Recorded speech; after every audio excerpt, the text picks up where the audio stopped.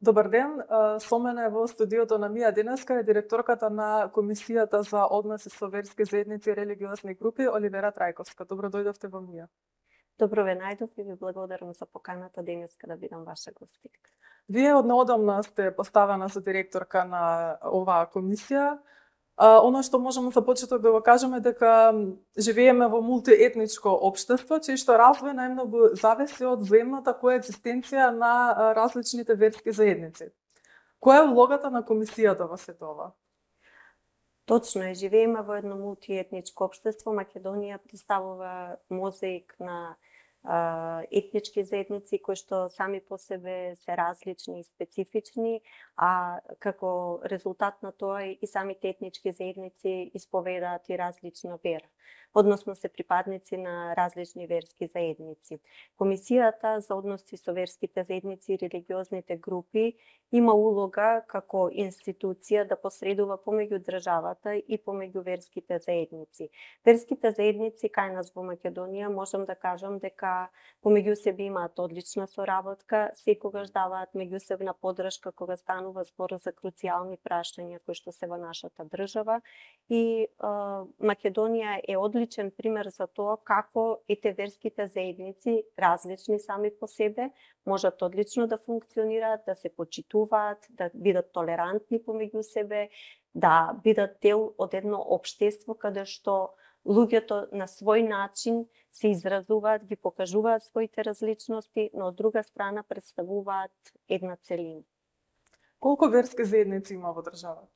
Во нашата држава имаме 5 уставно признати верски заедници. Тоа е Македонската православна црква, Католичката црква, Исламската верска заедница, Еврејската заедница и Евангелско-методистичката црква, но меѓутоа имаме и други регистрирани верски заедници и религиозни групи и според регистарот на Комисијата за односи со верските заедници и религиозните групи имаме вкупно 46 по моментот.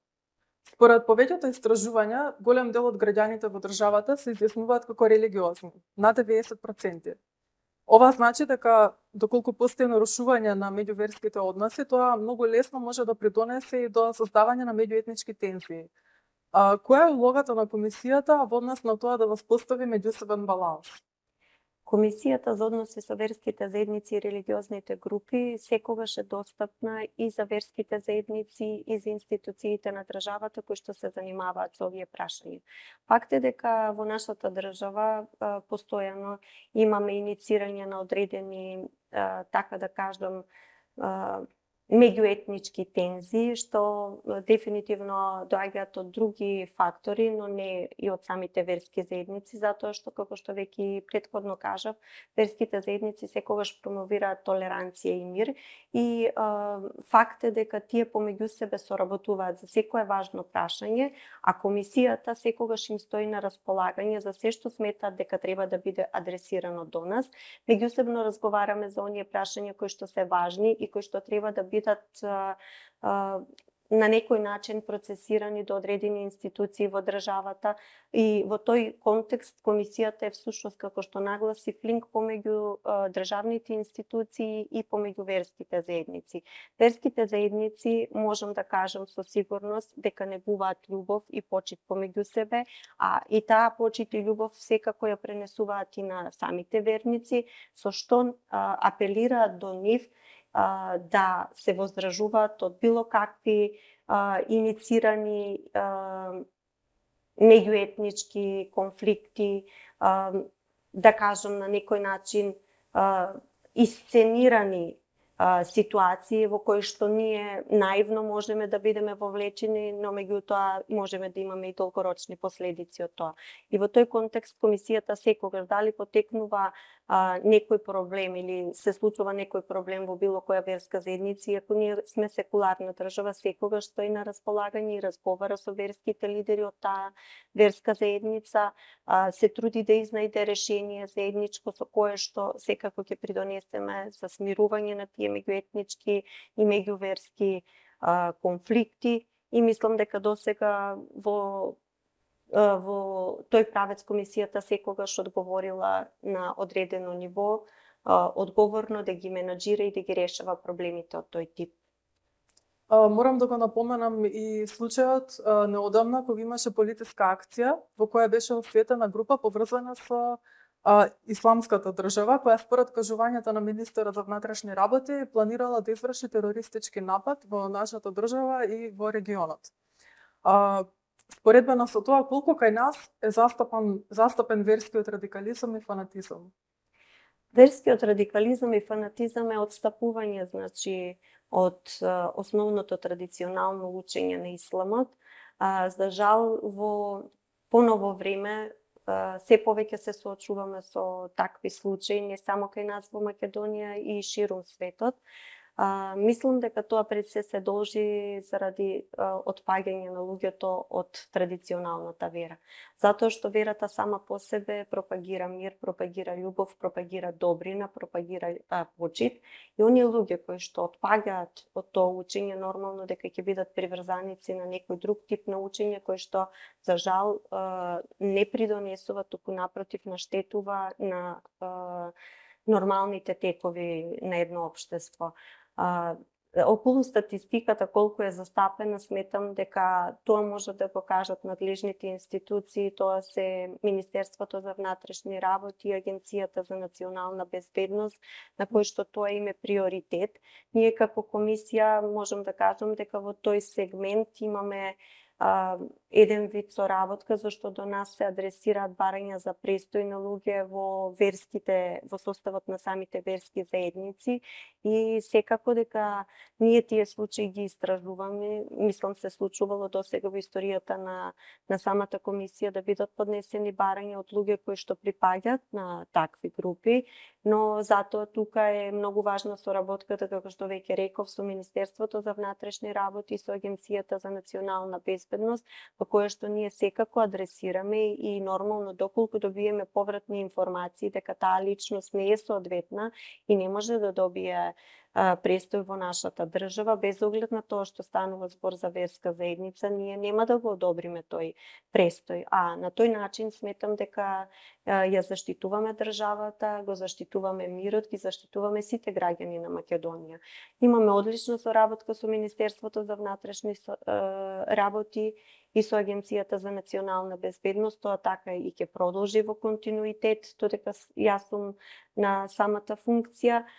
За податоците искрено, колку е застапен процентуално статистички податоци, сметам дека тоа треба да го побарате токму од тие институции, бидејќи тоа се приоритетни прашања со кои што тие се занимаваат. Поглаварите на повеќе верски заедници неодамна испратија апел до македонските граѓани да не потпаѓаат под некакви влијанија на нарушување на соживот во државата. Колку вие пораки се посилни од обидите на некои политички структури да го размишаат соживот во државата? Јас сметам дека верските лидери се клучните во нашата држава. Политичарите го менаџираат државниот дел, но меѓутоа верските лидери го менаџираат верскиот дел, односно верскиот живот во нашата држава.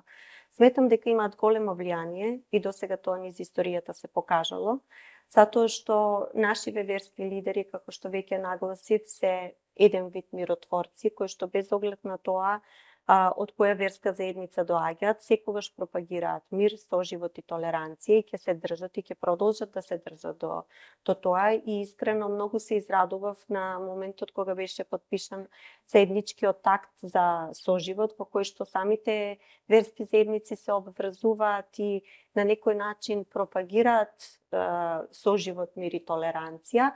И сметам дека за да едно општество биде здраво, потребно е да има вистински лидери. За да верските заедници бидат здрави и да пропагираат мир, соживот и толеранција, треба такви да бидат и самите верски лидери. Според тоа сметам дека верските лидери можат да извршат огромно влијание кај верниците, затоа што секој оној кој што е верник знае дека во самите цркви, во самите џамии се пропагира мир и толеранција, затоа што тоа е вистината. Тоа е она што треба да го пропагираат верските лидери. Она што претходно го зборувавме, кога станува збор за отстапување од тие основни морални вредности, тогаш веќе зборуваме за некои радикални структури кои што отстапуваат од самото суштинско учење, дали тоа станува збор за христијанството, православието, католицизмот, исламот, небитно, значи јудаизмот, се што излегува надвор од традиционалните рамки и кое што пропагира некои нови вредности кои што се косат со основните вредности на верата, се смета за радикализам. И затоа сметам дека верските лидери со своето влијание можат многу да направат во правец на тоа да еден дел од оние сценарии кои што политички ни доаѓаат да бидат сузбиени и секако да бидат отфрлени од самите верници, да не подлегнуваат на такви сценарии, зашто за жал и во Македонија и глобално во светот ние сме сведоци дека никогаш ниту една војна не се водела на верска основа, него секогаш биле некои политички влијанија или претензии за освојување на територии, моќ, поседување на одредени богатства.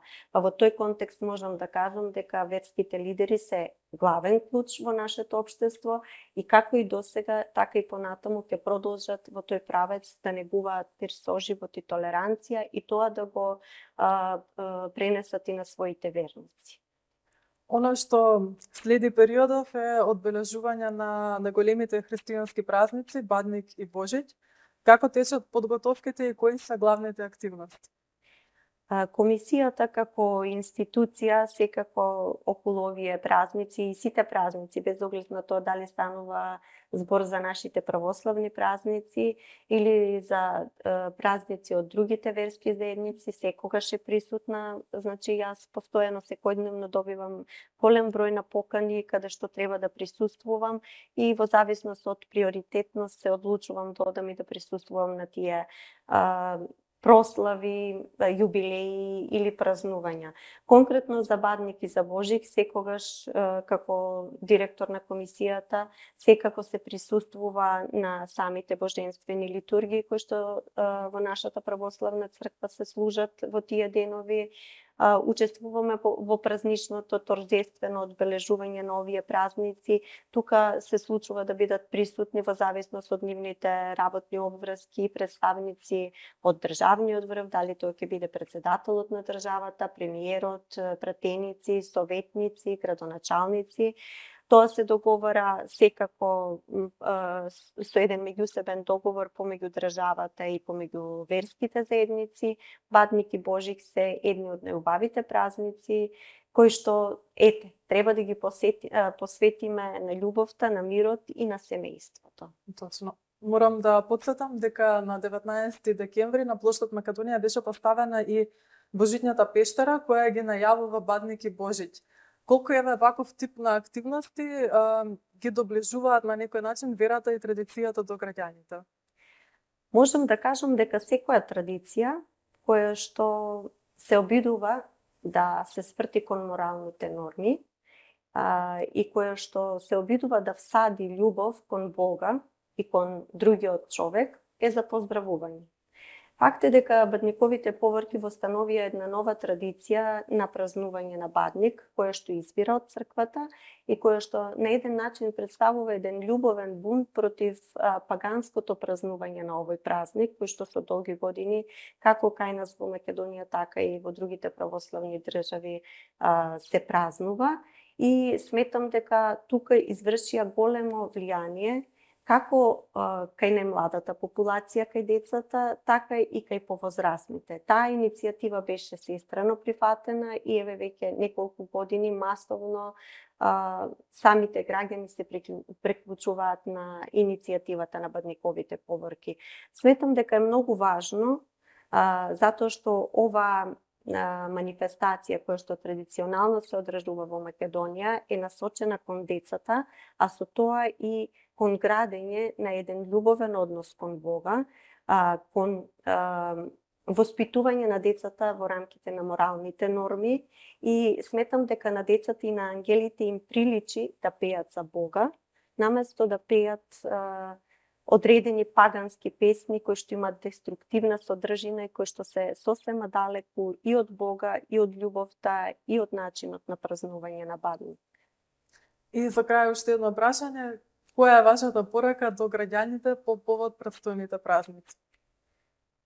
Пред се сакам да им ги честитам од се срце празниците на нашите граѓани на Македонија, да им посакам многу здравје, љубов, мир, да ги дочекаме во личен мир и во општествен мир, затоа што личниот мир подразбира и општествен мир, да бидеме исполнети со љубов и со добрина, да даруваме, затоа што празниците се наменети за дарување, и да ставаме еден акцент.